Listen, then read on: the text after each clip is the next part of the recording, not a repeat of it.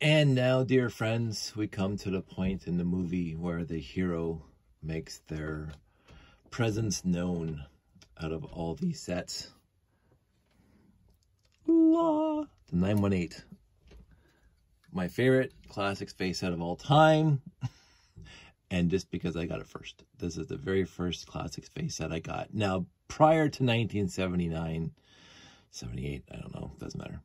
I, of course, talked many stories about all the Lego sets that my brother, sister, and I were receiving over the years and played with over the years, but they were the basic sets and the fireman sets. And I had just received set 600 like a year before, the little police guy on top of a little tiny car. But before that, it was the minifigs with no moving arms or legs. And I had a bunch of those sets, the fire station, the police station, the Coast Guard, all that stuff. But minifigs showed up right before this set, and we didn't have too many actual minifigs, but then I got this set. Now, I will say, and this is part of the story, that many of my friends got the 928, the Galaxy Explorer. Well, I got the 918. The 918 came in at, what do we say here? 85 elements. Sure, 85 pieces. This had so many adventures. I had so many adventures with this set, and I rebuilt them, and I rebuilt them. Like, I memorized the instructions. It was really easy after a few times. And we had so many adventures. And of course, we had all the other pieces from all our previous years of basic brick sets and all that stuff that you could basically build other spacey things, spaceports, other spaceships, and blah, blah, blah. But they, of course, only had one this, one that. But overall, this led me to my love of classic space. I never got a castle set at the time, and a town set's a little bit. As I said, I got the police officer and set 600. But this was utterly fantastic. My imagination was absolutely piqued with this guy, and we had so much fun. And then, as I say, the next Christmas, I got 4 other space sets. They were 4-digit space sets. But this is what started it all. And I didn't realize until years later that this was not, I believe, not released in the States, which is very odd. So some of my friends in the States never even heard of the 918. There's also some talk about how Lego was going to release these all in 1979, but Christmas of 78, they said, oh, we have to release some, so they released some of the sets in 1978. Again, I could have been 1978, could have been 1979, maybe 1979, because the next year I got 1980 space sets. So maybe I did get this 1979, but I could have sworn I got this set while we're still at the old house, and we moved in the summer of 1979, in August, from the old house to the new house. I was 12, and I could have sworn I had this in the old house. I could absolutely be wrong on that, but I thought I got this at Christmas of 78. So beyond that, again, beyond my flaky memory, this set in and of itself looks like a space set. It looks like a spaceship. The guys inside, again, not too many unique pieces in here. The wing pieces, it came with 6, 3 left, 3 right. The rocket thruster in the back, some landing gear in the bottom, which again, up until now, you really hadn't seen in the smaller sets. The rocket thruster, the big rocket thruster, did not show up in any of the smaller sets. The trans yellow, again, this is the first time trans yellow. Again, we did all the smaller sets, not a lot of trans yellow. I mean, the tracking, the mobile tracker had 1x2 yellow bricks, but other than that, no trans yellow has shown up until this set here. And the trans yellow, I fell in love with instantly. Absolutely fell in love with trans yellow instantly. So what else was there? I did, because I did rebuild this thing a bunch of times the first couple months I had them, and I memorized the instructions, that at some point in there I changed in my head, because I started building them from memory. And again, it's pretty easy, quote unquote, easy to build them from memory. I changed how you build it by putting the landing pads on the inside of the 2x3 instead of the outside of the 2x3. I think the original instructions have the landing gear out there, and I didn't even realize that until well into the internet, until well into Lugnet, when I revisited the instructions, because again, I could still build this thing from memory, my memory, and this is where I put the landing pads. And I said, oh, I didn't realize that they're farther out, but I like them here and here on the inside of the 2x3 instead of the outside of the 2x3. I think it looks, quote unquote, a little sleeker. Like, that makes a huge difference. The other thing that some people have done, and I didn't do it with this one, is they substitute red and green on one side, because on ships, flashing red, red is right or port, and left is green or starboard. I think I always get nautical terms mixed up, and so they swap that. That's absolutely fine, absolutely fine. I've done it a few times, just not on this one. This one stays in my room. This is not my original set. This is not my original set. My original set is in the box outside waiting for the next show, and this one is just a spare that I happen to have in the room to leave up on the shelf because I do love it. So this is not, these are not the pieces from my original set. I did keep my pieces from the original 918 separate from all the rest, and it is, I mean, even though I built it into other stuff when I was younger, I didn't have a lot of classic space. So my original 918 is in the one of the boxes for the layout. The other thing about this, it just looks awesome. It is the one blue trans yellow gray ship out of these three that uses the gray on top and not blue, because you can see the 924 has blue and the 928 has blue. Well, this one has a gray wing plate on top, or well, a 2x8 plate on top. Also, the other guys have using a blue tail, and this one uses a gray tail.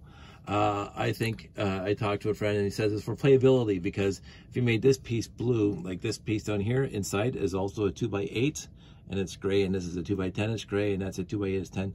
For buildability, one blue 2x8 is not as good as one 2, 3 gray 2x8, so you can do more with that. Possibly, I think it's just, in universe, it's just a more unique looking ship, and it differentiates it from the 924 and the 928. But all three ships are fantastic, but this is my favorite classic space set, period. And it's because it's the first one I got. So it is a personal choice as to why it's my favorite classic space set of all time. I do think it does look cool. It has storage in the back. Not real storage, because you can see that it's completely open. So if you throw anything in the back there, like a 1x1 round brick, it will just kind of fall straight through. Now the other thing is, with all these space sets, it's hard to get the minifig out, but in the minifig out it is. And the one thing that was really unique about this set was this piece right here, and it only came in this set in this color, I believe, is the gray stove panel. This came in the homemaker set in white, and they put the fact that, and I had this in white because I had a few homemaker set back in the day, you know, Terry. So but I knew of the 1x4 brick with the dial patterns, and they were white from the homemaker set. So the fact that they made it in gray for this guy, it's the only set in the entire space theme that has that piece, the 1x4 gray panel, gray brick with panel, 5 dials. That's just funny. Now the LL918, of course, only came in the set, but then again, so does the 924 only came in that set, and the 928 came in that set. Now, when they just re-released the 10497, there was instructions to rebuild this guy in the new way of building things. So what I realized after building it and rebuilding it, and you saw my videos about how I just rebuilt this thing continuously for a while, the 918 alternative model of the 10497 is basically the same size as the alternative board to the build to the 924. It's just 4 studs thinner. It's not any shorter than the 924. And basically, let's pull it down for a sec, because I do have it over here. Some friends out there have modified this thing to make it smaller.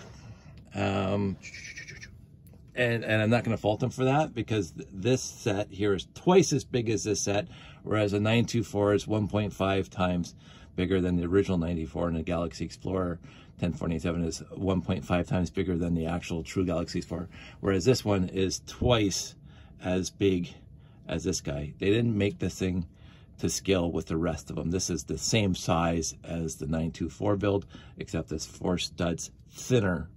So also, not to talk about this one for a bit, but you can go back to my YouTube, retractable landing gear, which the 918, none of the original sets had retractable landing gear, but that's fine. But the alternate instructions for the 918 also did not have retractable landing gear, and my friends and I worked tirelessly, very, very much, to make retractable landing gear on this thing, and I'm very happy with my solution, but I'm also happy with their solutions too. But in the end, the reason why I did work so hard on that is because the 918 is my favorite. So it's just the way it is. I also have been very blessed and used lots over the years to, I think I have 8 918s. Again, I don't keep track, which is just what it is. I have 3 in the box outside for the layout. I have 1 here. I don't think I have any more original 918s up here. I'll just bring these guys down too, just to do a comparison, because this is my comparison of my love for the 918, and just to make the video longer. And we can talk about all these in a sec. So when I hit LugNet, so we'll put you aside there. When I hit LugNet, and my friend Chris and Mark and all the other guys were doing neoclassic spaces and all that stuff, one of the things was to revisit the classic sets and rebuild them with newer pieces. And so this was my first attempt many, many years ago, at least 20 years ago, probably more than, well, around 20 years ago, we'll say, when we started doing shows. I built this guy as an update to the original 918. It's all original grade because light blade hadn't been invented yet or used yet by the Lego company. And I love this canopy from, you know, this one specifically from Batch Racks. I wanted that piece in there. And if the lettering is newer, I did not have the lettering on here 20 years ago. I used our Cricut cutter for that. But I wanted to have retractable landing gear on here-ish. So there is a little bit of retractable landing gear on here. It is what it is. But I also wanted to keep the exact same profile as the 918, the original 918. So when you hold up the original 918 to this guy, let's just fold up the landing gear again. That the wing pieces are identical in the exact same spot, so they are. So I can't complain about that at all. I also wanted to keep the one thruster in the back. That was one of my criteria, but everything else had to be slightly modified, and I didn't mind that at all either. It doesn't have the door, that doesn't have the storage in the back, because I wanted to use these nice little half-round plates. You know, and the antenna had to be there, obviously, and the thrusters, but again, a little different on top. It's got a little bit of a control panel inside, but in the end, it does look like a revamped 918, and I built that a long, long time ago. Then what happened was many, many years go by, and the Lego Movie 2 comes out, and they had a small set with Benny and Emmett, and they had this piece here for the Benny spaceship. And I said, I want to build that into a 918, because of course it has a flat. Oh, actually, I got the Benny spaceship over here, so just in case you don't know what I'm talking about. It's this guy. And I wanted to see if I could build a 918 out of this guy. So it's got a stubby nose, and it's got one big, huge wing piece. And I said, how can I build that into a 918? So this was my first iteration, the 918-B. And I wanted to go in the direction that a lot of my friends did back in the day when they were building neo-classic space or new classic space sets, is to have a double wing and a bit of a gap. So this is my first iteration, and I needed to build this up because in order for the minifig to sit in here properly, and this is the bottom, that I needed that much space for them to sit. So I had to build it up. So this is my B iteration, and I didn't like it as much.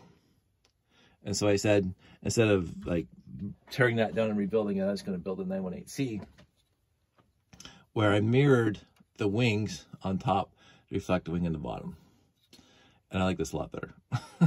They also think the other thing I've tried to put in here, which was not in the original 918, is the yellow, black, yellow stamp, or whatever, the little logo, not the logo, but the design that the 924 and the 928 had, and built it right into the 918. And I kind of missed that in their version here, because again, it didn't have it in the original set, so they didn't bother putting in this set, but I kind of like it. So because this seems to be a thematic color for the original classic space for at least the ships. And you'll see this yellow, black, yellow all over my layout. But I think I did a pretty good job building a 918-C. It does not, it really does look like a 918 from front to back. I used the big wings, the big tails, just like this guy did, except his are gray and mine are blue, because I also tried to reuse as many pieces as I possibly could from this guy. So I used the tails, I used the thruster in the back, I used the bottom, I used the thrusters here and here. I used as many pieces as possible. Obviously the front slope and the windshield all just came over here from this guy. So I just had to add a bunch of extra wing plates. So I like this one. It's one of my favorite homages to the 918. I like his style. I like how it looks exactly, or it looks very, very, very close to the 918, as close as I possibly can get. I had to build my own landing gear on here, so it's just a couple round plates and the little handle thing there. But I also had to have the rocket thruster in the middle because that's what the original had. And if you hold this up to a 918, everything lines up. That's what I wanted. I wanted it all to line up. So that's what I did. And yet this one is slightly longer because of just the thinner bricks, or the thinner wings. So they go out longer, which is perfectly acceptable. I like that. So the 918C is my favorite personal build of the 918. But I always come back to the 918. As I say, I have 3 copies of this in the layout because it is my favorite. It looks exactly like it was supposed to. And I couldn't be happier with this set. And the fact that I got it when I was a kid, and it basically kicked off my love of classic space. From here on was this guy. And then everything else that I acquired after that is because of this guy. Had I not received this set, I don't know if I'd be a classic space fan. You know, so it's interesting to surmise where you would be if something didn't happen, right? So would I be a Lego fan to this day had I not got this for Christmas that one year? Because this, I mean, as I say, my whole life, my whole entire life, I've been a science fiction fan. My earliest memories are watching Star Trek. My brother and I were sitting on the living room floor, just watching the Return of the Vectrons and you know, the Gorn episode, and like I remember vivid arena seeing that on TV, and Who Mourns for Ed in this, and all those other wonderful, wonderful episodes of the original series that I saw well over a dozen times. And then when Space 1999 debuted, we watched it from the beginning. And then BSG when it came out in 78, and Buck Rogers when it came out in 79. And, you know, it just went on from there. Anytime there was science fiction on TV, we watched it. And I was reading Asimov, very young, like just young teenager, reading Arthur C. Clarke, Hitchhiker's Guide to the Galaxy. I love science fiction. And so this was right in my wheelhouse when Lego released this thing. I was already a massive science fiction fan when they released this set. Or when they released all these sets. And so this really, really did a number on my imagination when I got it. And so this thing flew all over the house, and we were alien planets. I visited alien planets with this thing and came up with, and this is the birth of Lego Wars, straight up. I had stories and adventures for these guys when I was 12. and that evolved into the movie that we made when I was 16.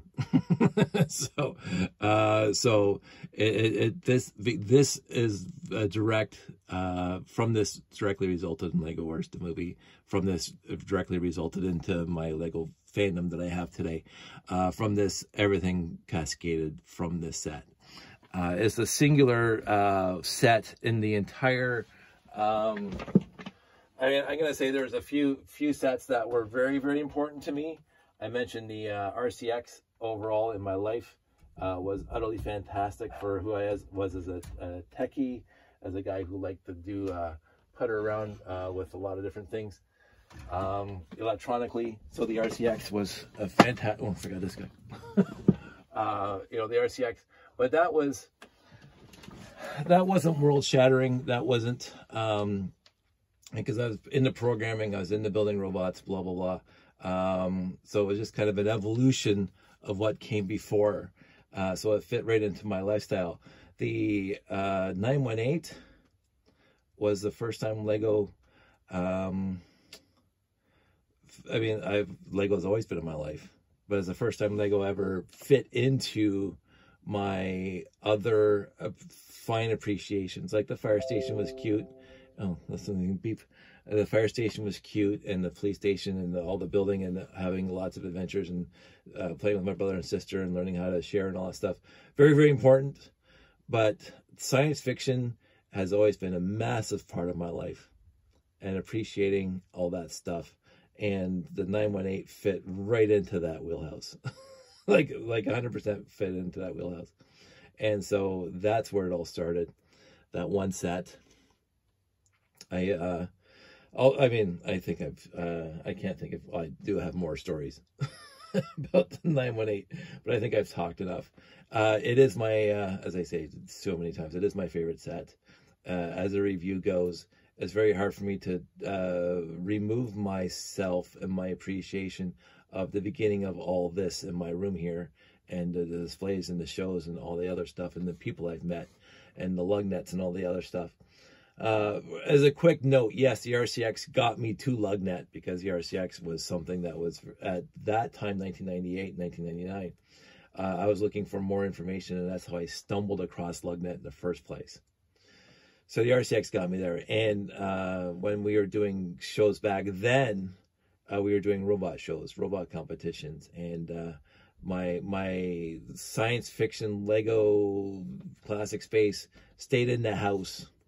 But of course, I mentioned to you that I have been collecting Legos since I was a kid, and used sets since I was in high school.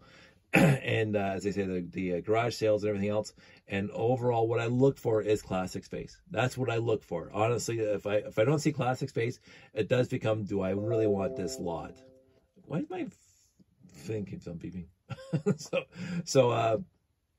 But it was classic space, and so I wasn't closeted in my classic space fandom, but like the only thing we were doing in our group was robot shows at the time, until the hobby show.